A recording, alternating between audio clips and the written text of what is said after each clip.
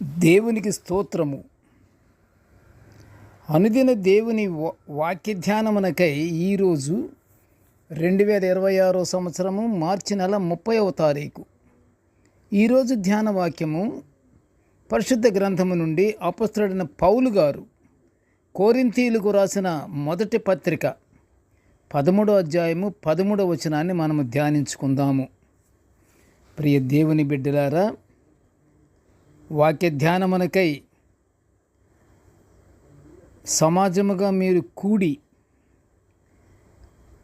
ధ్యానించుకున్నట్టుకు సిద్ధపడి ఉన్న మీకందరికీ క్రీస్తు ప్రభువు నామములో మీకు శుభములు దీవెనలు కలుగునుగాక. ధ్యానవాక్యాన్ని ఒకసారి మనం చదువుకుందాము. కొరింథీయులకు రాసిన మొదటి పత్రిక 13వ అధ్యాయము 13వ వచనము. కాగా విశ్వాసము, నిరీక్షణ, ప్రేమ ఈ మూడును నిలుచును. వీటిలో శ్రేష్టమైనది ప్రేమ. ఈ మూడిట్లో అన్నమాట. ఈ మూడిట్లో శ్రేష్టమైనది ప్రేమ. ప్రియ దేవుని బిడ్డలారా, నేటి ధ్యానవాక్యము పౌలు గారు ప్రేమ గురించి ఇచ్చిన వివరణను మనం ధ్యానించుకుంటున్నాము. జాగ్రత్తగా మనం విని ధ్యానించుకుంటూ ఈ ధ్యాన అంశాన్ని మనం హృదయములలో భద్రపరచుకొని దేవుడు పౌలు గారి ద్వారా పలికించిన ఈ మాటలను మనము పాటించాలి. అలా పాటిస్తే ఇంకా ఏ గొడవలు ఉండవు, ఏ మనస్పర్ధలు ఉండవు, ఏ విభేదాలు ఉండవు, ఏముండవు, క్షేమముగా ఉంటుంది. పౌలు గారు ఏమంటున్నారు? విశ్వాసము, నిరీక్షణల కన్నా ప్రేమే గొప్పదని అంటున్నాడు. అసలు పరిశుద్ధ గ్రంథములోని దివ్య లేఖనాలు చూస్తే ప్రియ దేవుని బిడ్డలారా, విశ్వాసము, నిరీక్షణలు ఇవి రెండు ఎంతో విలువైన అంశాలు. ఇక్కడ పౌలు గారు రాసిన పత్రికలోని అంశాన్ని బట్టి ప్రేమ ఎంతో శ్రేష్టమైనదని చెప్తున్నాడు. ఈ రెండిటికంటే విశ్వాసము, నిరీక్షణ కన్నా ప్రేమ ఇంకా గొప్పదంటున్నాడు. దేవుడు నిర్మించి అనుగ్రహించిన కుటుంబములలో ప్రేమ అత్యవసరమని, అది తప్పనిసరిగా పాటించాలని పౌలు గారు చెబుతున్నాడు. ప్రియ దేవుని బిడ్డలారా, ఈ లోకంలో అన్నిటికంటే బహుశ్రేష్టమైనది, శాశ్వతమైనది ప్రేమ. మన కుటుంబాలు కట్టబడాలంటే, ఆదర్శంగా నిలవాలన్నా, కుటుంబంలో ఆత్మీయత నిత్యము ఉండాలన్నా, ప్రశాంతంగా జరగాలని అనుకున్నా కావాల్సింది ఏంటంటే ప్రేమ. పౌలు గారు పదే పదే నొక్కి చెప్తున్నాడు. ప్రియ దేవుని బిడ్డలారా, కుటుంబంలోని సభ్యులందరూ ప్రేమ కలిగి ఉంటే ఆ కుటుంబము కట్టబడిందే. ఆ కుటుంబము ప్రభువులో కట్టబడిందే. ఆ కుటుంబము విలువైనదిగాను, అత్యధిక ఆనందభరితమైనదిగాను కనబడుతుంటుంది. అలాంటి కుటుంబంలో అద్భుతమైన ఆత్మఫలము కూడా కలిగి ఉంటుంది. ప్రియ దేవుని బిడ్డలారా, ప్రేమ కలిగిన ఇంటిలో మాత్రం, ప్రేమ కలిగిన ఇంటిలో ఆత్మఫలము కూడా ఉంటుంది అంటున్నాడు. కుటుంబంలో ప్రేమ కరువైనప్పుడు కేకలు పెరుగుతుంటాయి, దెబ్బలాటలు పెరుగుతుంటాయి, మనస్పర్ధనలు పెరుగుతుంటాయి, ఒకరికొకరికి గిట్టకుండా ఉంటుంది, అన్నీ జరుగుతాయి. అన్ని విషయాల్లో ఏ విషయంలోనూ లోటు జరగదు. తినటానికి తిండి, కట్టుకుంటానికి బట్ట, సొసైటీలో పెద్ద గొప్పతనము అన్నీ ఉంటాయి, కానీ ప్రేమే లేదు. ప్రేమ లేకపోతే మనస్పర్ధనలు ఇట్టే పెరిగిపోతాయి, అభివృద్ధి కనిపించదు. అసలు అభివృద్ధి కనిపించడానికి ప్రేమ లేని ఇంటిలో అభివృద్ధి కనిపించటం కాదు, అసలు అభివృద్ధి జరగదు. అందుకే పౌలు గారు ఈ కొరింథీయులకు రాసిన మొదటి పత్రికలోని 14వ అధ్యాయం 1వ వచనంలో ప్రేమ కలిగి ఉండుటకు ప్రయాసపడుడి అని బోధిస్తున్నాడు. ఎంత మహాశయుడు పౌలు గారు.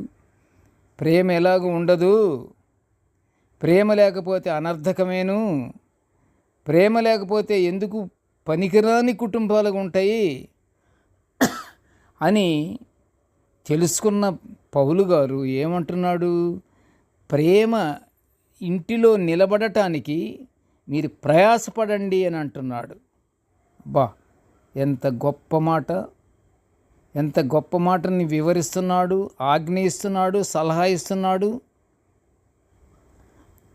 ప్రేమ కలిగి ఉండటానికి ప్రయాసపడు అంటున్నాడు. కానీ కొన్ని చోట్ల ప్రేమకి ప్రయాసపడరు. ఎప్పుడు దెబ్బలాటలు జరుగుతాయా, ఎప్పుడెప్పుడు కేకలు పెట్టుకుంటామా, ప్రతి విషయంలోనూ ఎప్పుడు ఉంటుందా అన్న విషయాన్నే దానికి ప్రాధాన్యత ఇస్తారు, కానీ ప్రేమ కలిగి ఉండటానికి ప్రాధాన్యత ఇవ్వరు. ప్రాధాన్యత ఇవ్వటం అంటే ప్రియ దేవుని బిడ్డలారా, నిన్ను నీవే సమర్థించుకోవాలి. ప్రేమ కలిగి, ప్రేమ ద్వారా ఆత్మఫలము కలిగి ఉంటుందని అనుకుంటున్నాము, అద్భుతాలు జరుగుతాయి అనుకుంటున్నాము ప్రేమ వల్ల. మరి అంత తెలిసి కూడా ప్రేమకి ప్రయాసపడరు. ఎప్పుడు గుణగుణలు, ఎప్పుడు రోదనలు, మాటలు, తిట్లు, శాపనార్థాలు ఇవి ఎక్కువ ఉంటుంటాయి. అందుకని కుటుంబం కట్టబడటానికి ప్రేమే మూలమైతే పరిశుద్ధ జీవితం కూడా ఎంతో అవసరం. పరిశుద్ధ జీవితం అంటే ఒక ప్రార్థన చేయటం కాదు ప్రియ దేవుని బిడ్డలారా, పరిశుద్ధత కలిగి ఉండాలి. నువ్వు ఎప్పుడైతే నోటి నుండి దుర్మార్గపు మాటలు రాకుండా ఉంటాయో నీవు పరిశుద్ధత కలిగినట్లే, నీ కుటుంబం కట్టబడినట్లే. గమనించండి ప్రియ దేవుని బిడ్డలారా, ఒక్కసారి మనకి ఏది కావాలి, ఏది అవసరమై ఉన్నది? ప్రేమ కావాలా, గుసగుసలు కావాలా, సణుగుళ్ళు కావాలా? ప్రియ దేవుని బిడ్డలారా, సణుగుడు మహాపాపం. సణుగుడు అనేది ఇతను ఏమి దొంగతనము, హత్యలు, నేరాలు ఏమి చేయనక్కర్లా. సణుగుడు వీటన్నిటికంటే పెద్ద నీచమైంది. సణుగుడు ఉంటే దేవునికి ఇష్టం లేదు. అసలు విగ్రహారాధన కన్నా మహాఘోరమైంది అది సణుగుడు. ఇవి లేకుండా ఉంటేనే కుటుంబం కట్టుబాటులో ఉంటుంది. కుటుంబ సభ్యులు ఒకే ఇంట్లో ఉంటూ ఒకరి మీద ఒకరు ద్వేషపూరితమైన మనస్తత్వం కలిగి ఉంటే వారిలో పరిశుద్ధత ఉందా? మనంతట మనమే విమర్శ చేసుకోవాలి. ఒకే ఇంట్లో ఉంటున్నటువంటి బిడ్డలు ఒకరి మీద ఒకరు నిత్యము ద్వేషపూరితంగా ఉంటే ఆ ఇంట్లో పరిశుద్ధత ఉందా? ఆలోచించండి. మరి పరిశుద్ధుడైనటువంటి తండ్రితో ఎలా సాంగత్యం చెయ్యాలి? అందుకే పౌలు గారు హెబ్రీలకు రాసిన పత్రిక 12వ అధ్యాయం 16లో పరిశుద్ధత కలిగి ఉండుటకు కూడా ప్రయత్నించండి అంటున్నాడు. ప్రేమ కలిగి ఉండటానికి ప్రయత్నించాలి. ప్రేమ ఉంటే పరిశుద్ధత ఉన్నట్లే ప్రియ దేవుని బిడ్డలారా. గనుక ప్రియ దేవుని బిడ్డలారా, మనము ప్రేమ కొరకు, పరిశుద్ధత కొరకు దేవునికి ప్రార్థించుకొని అవి పొందుకొని మన కుటుంబాలను మనం కట్టుకుంటూ పరలోక ఆశీర్వాదాలు పొందుకుందాము. ప్రార్థన చేసుకుందాము. ప్రేమగల తండ్రి, కృపగల నాయన, నీకు స్తోత్రములు ప్రభువా.